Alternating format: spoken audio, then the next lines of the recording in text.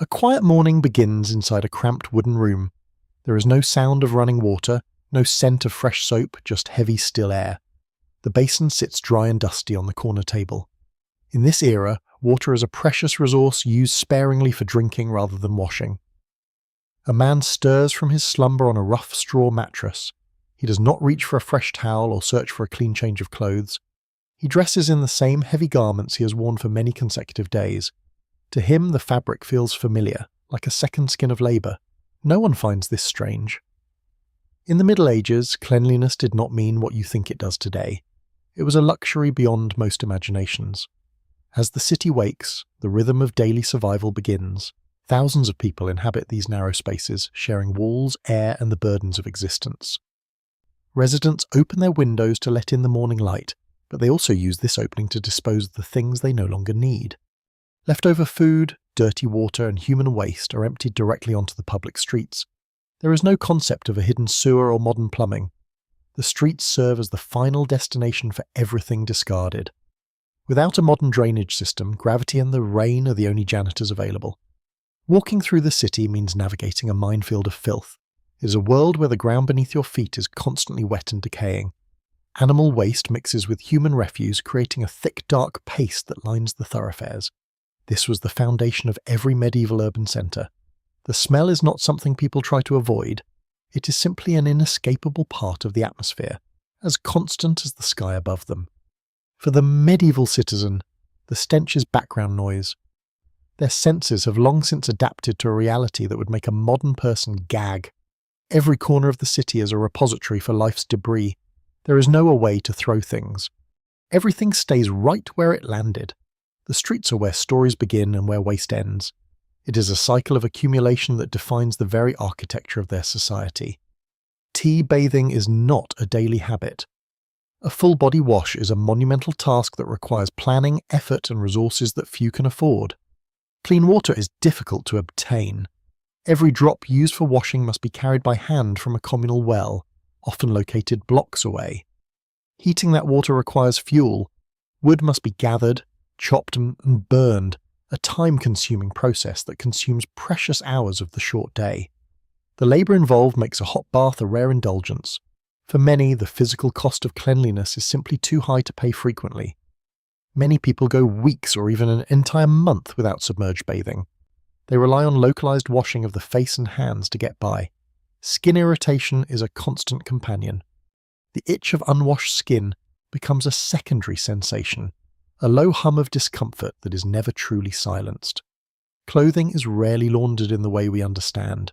Garments are worn until they are stiff, then perhaps beaten or aired out before reuse. When clothes are washed, they are often just rinsed in cold river water. Drying them in the damp, smoky air of the city takes days. The same outfit might be worn for an entire season. Durability and warmth are far more important than the temporary freshness of the fibre. There is a widespread belief that bathing too much can be dangerous. Many fear that water opens the pores, allowing disease to enter the body. To them, the skin is a barrier that should not be weakened. Immersion is seen as an invitation for the humours of the body to shift. Being dirty is not the greatest fear. It is the mystery of illness. They watch their neighbours fall ill without knowing the microscopic enemies responsible. The darkness of their homes reflects the darkness of their medical understanding. They live in a world governed by signs, omens, and invisible vapours. They fear the miasma, the bad air that rises from the filth, believing that the smell itself is the carrier of death and destruction. In this world, cleanliness is a spiritual concept, while the physical reality of germs remains a terrifying, invisible secret yet to be discovered. Beneath the heavy layers of wool and linen lies a world that the modern mind would find absolutely unbearable and physically revolting. Lice and fleas are not occasional pests, they are permanent residents. They thrive in the warmth and moisture of the unwashed human body. The constant itching is a background noise of life. It is so common that it is rarely mentioned, an accepted cost of being alive. Sleeping quarters are battlegrounds. The straw mattresses, which are rarely changed, become breeding grounds for insects that feed during the quiet of night. No one is exempt, from the youngest infant to the oldest elder. Parasites are the great equalizers of the medieval social hierarchy. The floors are often made of packed earth covered in rushes. Over time, these rushes trap everything from spilled beer to animal droppings. Rats move freely through the rafters and the streets, carrying their own stowaways fleas that would eventually change the course of human history. The air inside is thick with the smoke of animal fat candles and wood fires. It coats every surface with a sticky, dark residue. In the great cities, this filth accumulates for centuries. The ground level actually rises as layers of waste are trodden down into the earth. And then, the inevitable happens. The build-up of filth and the presence of parasites create the perfect storm for a silent, invisible killer. DIY disease strikes with a ferocity that defies explanation. Plague doctors roam the streets, their masks filled with herbs to ward off the smell. Death becomes a daily spectacle. The carts rumble through the cobblestones, carrying away those who succumb to a world they couldn't keep clean. Terror grips the population. They burn aromatic woods and sulphur, hoping the scent will drive away the death that lingers in every corner. They have no knowledge of bacteria. To them, the plague is a punishment from God or a misalignment of the stars and the planets. The concept of infection is a mystery. They do not understand that the very water they drink and the fleas they ignore are the culprits. Families are torn apart in days. The speed of the spread is incomprehensible, leaving only grief and a profound sense of helplessness in its wake. Mass graves become the final resting place for thousands. The soil is the only thing that can contain the sheer volume of the fallen. They look at their world and see only despair. They do not realize that the filth they have lived with is the engine of their destruction. The gates are shut, but the enemy is already inside. It lives in the fabric of their clothes and the straw of their beds. Yet despite the overwhelming grime, the people of the Middle Ages are not entirely ignorant. They have their own ways of maintaining dignity. They use nature's perfume to mask the reality of their environment. Scented sachets and herb-filled pouches are carried to provide a personal sanctuary of smell. Hand-washing before meals is a common ritual, especially among the upper classes. It is a sign of the manners and a basic attempt at hygiene.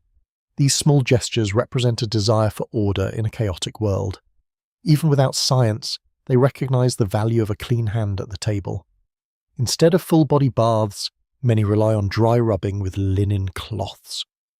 This friction removes the top layer of oil and sweat from the skin.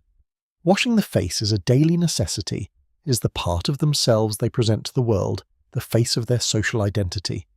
In the halls of the wealthy, bathing is a different story. Large tubs, hot water, and even scented oils are available to the nobility. For the rich, cleanliness is a status symbol. It shows they have the servants to carry the water and the coin to buy the wood. They soak in luxury isolated from the stench of the streets below.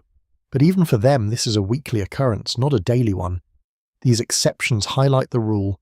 True cleanliness is a privilege of the few, a dream of comfort that most will never experience. They do what they can with the knowledge they have. Their efforts are sincere, born from a human instinct to separate themselves from the rot. Cleanliness is not a fixed standard written in stone. It is a fluid concept that shifts and changes with the tide of human history. What we consider essential today was once an impossible luxury. Our modern obsession with sterilization would have seemed like madness to them. As living conditions improve and knowledge grows, our tolerance for dirt shrinks. We have built a world designed to hide the biological reality of life. Time moves forward and our definitions follow. Each generation looks back at the previous one with a mix of horror and morbid fascination. Through the lens of history, we see the struggle. We judge their lack of hygiene, forgetting the immense effort required to achieve even the basics. What is normal to us was once a fantasy.